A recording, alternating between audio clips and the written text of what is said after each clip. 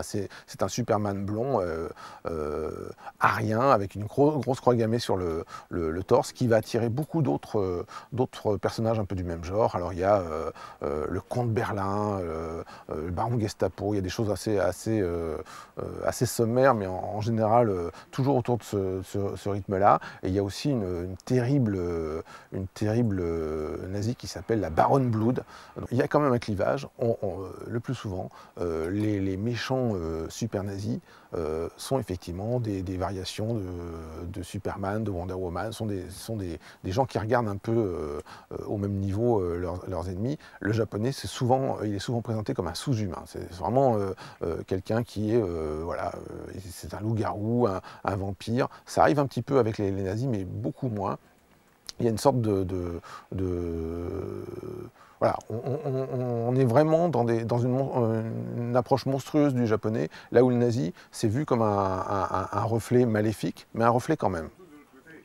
Il y a un épisode aussi assez intéressant d'une équipe qui s'appelle la Justice Society, dans lequel un Américain se pointe et dit finalement, pourquoi on en veut aux Allemands, pourquoi on ne leur parle pas de paix? Et finalement, ils emmènent à travers le temps cet Américain qui ne comprend pas pourquoi il y a la guerre, et ils lui font visiter toute l'histoire du pays allemand en lui expliquant, génération par génération, pourquoi les Allemands, depuis le Moyen-Âge, sont des méchants, qui veulent la guerre, qui détruisent la planète, et finalement on serait mieux sans ce peuple. Donc il y a une espèce d'explication qui remonte sur des siècles et des siècles comme ça.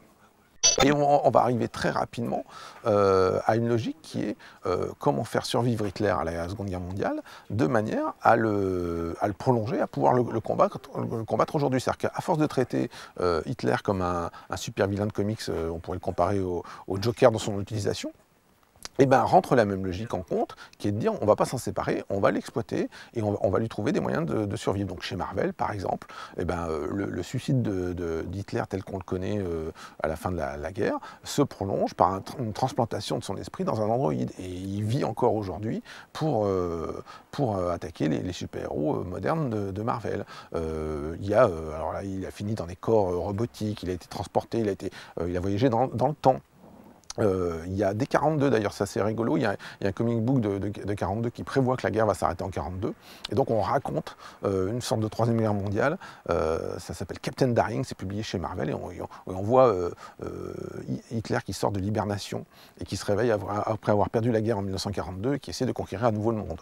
Il y a plein de choses comme ça, et donc à chaque fois l'idée c'est un peu d'imaginer une sorte d'Hitler, ou alors un avatar d'Hitler tel que le crâne rouge, qui reviennent pour essayer de reprendre le contrôle du monde ou de déclencher une troisième guerre mondiale. Puis à chaque fois, les héros modernes ou futurs peuvent combattre ce mal qui est universellement reconnu.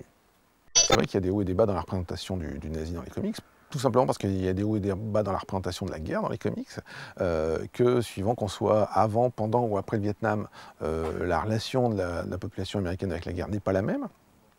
Et ça va créer des fois des paradoxes. D'ailleurs, il y a une bande dessinée qui s'appelle Sergent Rock, qui est superbement dessinée par un auteur qui s'appelle Joe Kubert.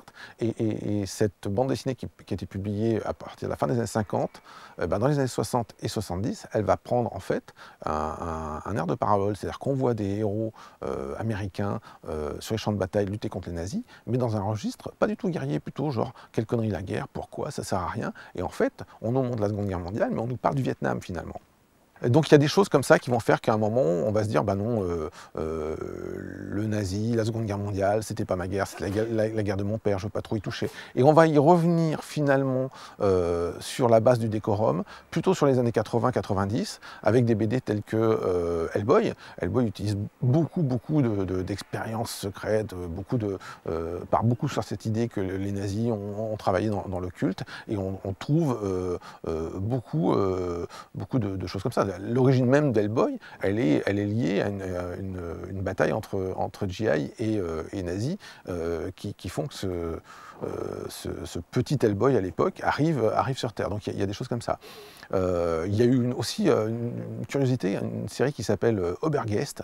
Alors là, c'est encore autre chose. C'est un nazi qui est criminel de guerre. Ça avait fait beaucoup de bruit à l'époque.